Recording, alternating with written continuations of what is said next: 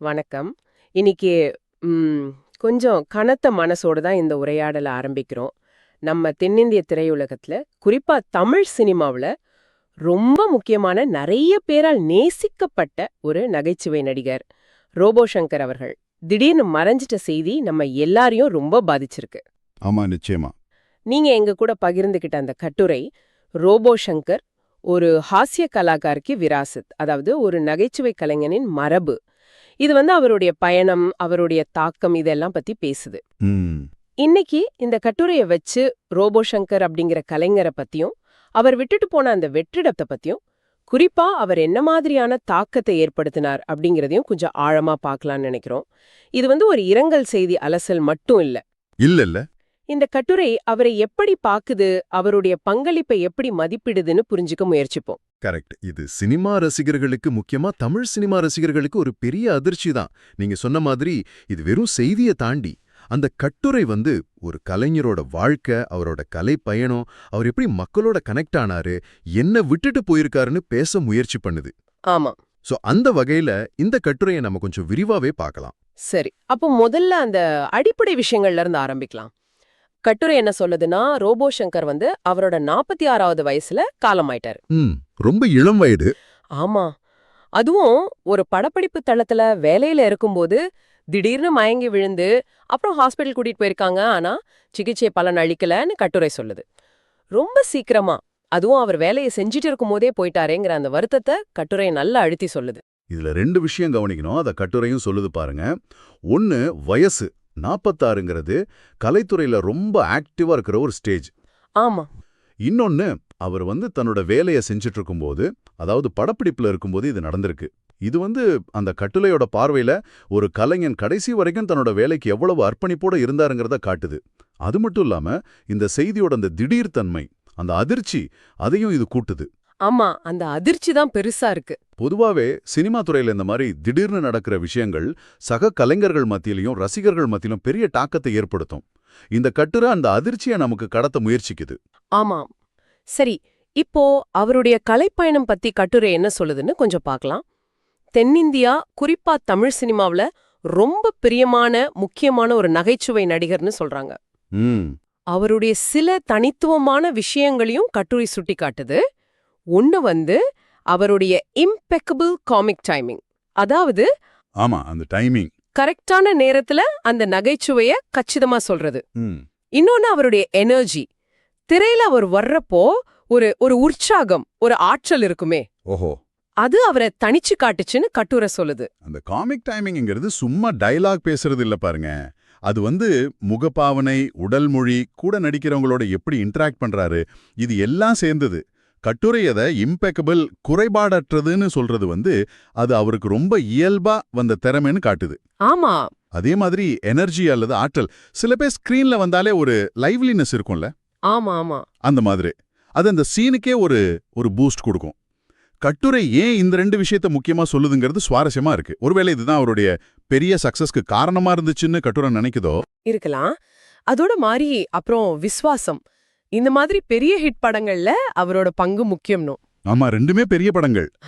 இது மூலமா தமிழ்நாட்டுல அவர் ஒரு ஒரு ஹவுஸ் ஹோல்டு நேம், அதாவது வீடு தோறும் அறியப்பட்ட ஒருத்தரா ஆனார்னோ, லட்சக்கணக்கான பேர் மனசுல இடம் பிடிச்சார்னோ கட்டுரை சொல்லுது. அந்த ஹவுஸ் ஹோல்ட் நேம்ங்கிற வார்த்தையே பெருசு இல்லையா? அது ரொம்ப பெரிய விஷயம். ஒரு கலைஞர், அதுவும் ஒரு நகைச்சுவை நடிகர், அந்த நிலைக்கு வர்றது சாதாரணம் இல்ல.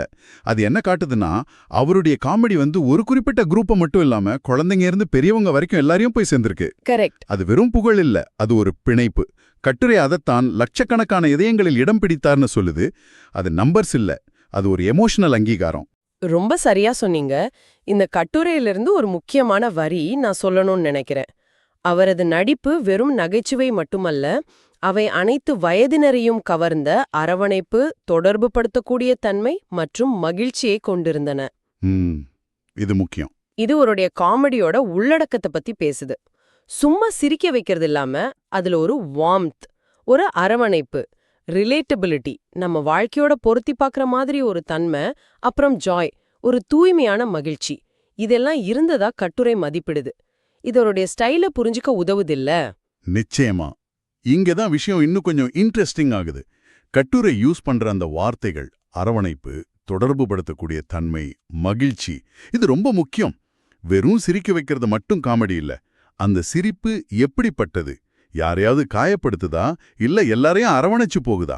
ஆமா. இந்த கட்டுரை சொல்றத பார்த்தா ரோபோ சங்கரோட காமெடி 2வது வகை. அதுல ஒரு மென்மை, ஒரு மனிதம், நம்ம அன்றாட வாழ்க்கையோட யதார்த்தம் இதெல்லாம் இருந்ததா கட்டுரை சொல்லுது. அதனால தான் அது தொடர்பு படுத்தக்கூடியதா இருந்திருக்கு. ஓஹோ.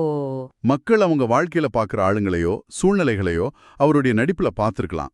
அப்போ தமிழ் சினிமாவுல இருக்கிற மத்த காமெடி ஸ்டைல்ல இருந்து இத அவரை கொஞ்சம் வேறுபடுத்தி காட்டுச்சுன்னு கட்டுற மறைமுகமா சொல்ல வருதா? இருக்கலாம். தமிழ் சினிமாவுல பல வகை காமெடி இருக்கு. சிலது ரொம்ப ஷார்ப்பா இருக்கும், சமூகத்தையே விமர்சனம் பண்ணும். சிலது ஸ்லாப்ஸ்டிக்னு சொல்ற உடல் ரீதியான காமெடி.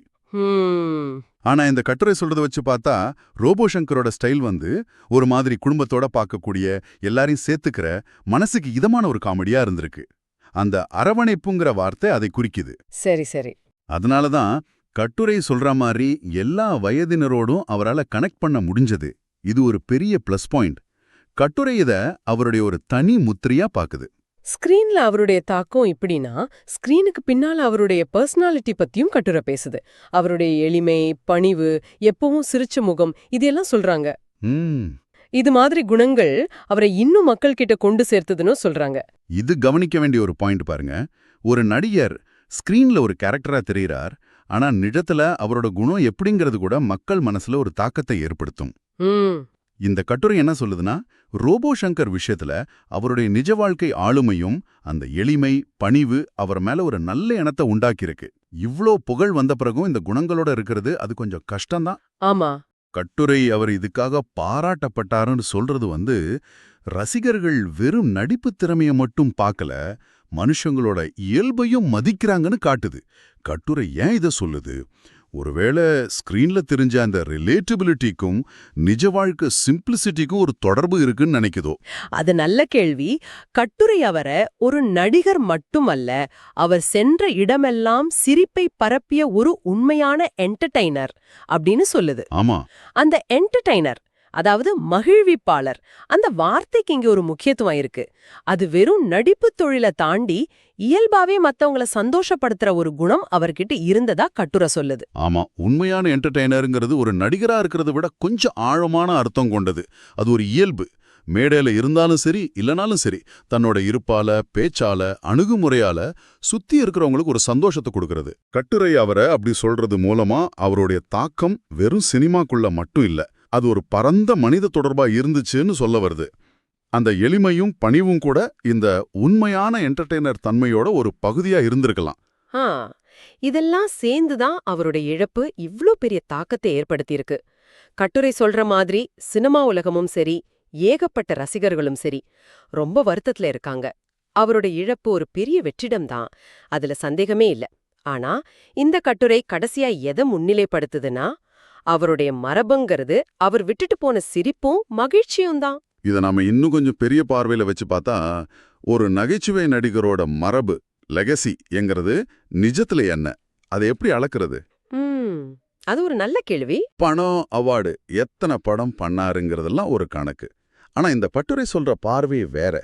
அது அவர் எத்தனை பேரை சிரிக்க வச்சாரு, எத்தனை பேருக்கு சந்தோஷமான மொமெண்ட்ஸ் கொடுத்தாருங்கிறத அடிப்படையா வைக்குது. இது ஒரு உணர்வு பூர்வமான, ஒரு மனிதாபிமானமான மரபு. ஆமா. கட்டுரை அவர் பரிசளித்த சிரிப்புன்னு சொல்றதுக்கு இதுதான் அர்த்தம். அது ஒரு கொடம் மாதிரி. அந்த பரிசளித்தங்கிற வார்த்தை ஆழமா இருக்கு. அவருடைய தாக்கம் நீடிக்கணும்னு எப்போதும் அன்புடனும் மரியாதையுடன் நினைவு கூறப்படுவார்னு கட்டுரை சொல்லுது. அது முக்கியம். ஏன்னா கலாச்சார ரீதியா பார்த்தா காமெடியோட பங்கு வெறும் பொழுதுபோக்கு மட்டும் இல்ல, சில நேரம் அது சமூகத்துல இருக்கிற அழுத்தங்களை குறைக்கிற ஒரு வடிகால் மாதிரி. கஷ்டமான நேரத்துல ஒரு சின்ன சிரிப்பு கூட பெரிய ஆறுதலா இருக்கும். நிச்சயமா. மனுஷங்களை ஒன்னா சேர்க்கிற ஒரு பாலமாவும் காமெடி இருக்கு.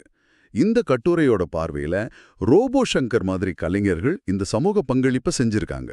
அவங்க விட்டுட்டு போற இந்த சிரிப்பின் மரபு தலைமுறை கடந்தும் நினைவுல இருக்கும்னு கட்டுரை நம்புது. அந்த அன்புக்கும் மரியாதைக்கும் காரணம் அவர் கொடுத்த அந்த பாசிட்டிவ் உணர்வுகள். அப்போ நாம இந்த மூலக்கட்டுரை வழியா பார்த்த முக்கிய விஷயங்களை தொகுத்து சொன்னா, முதல்ல ரோபோ சங்கரோட எதிர்பாராத இளம் வயது மரணம் ஏற்படுத்தின அதிர்ச்சி.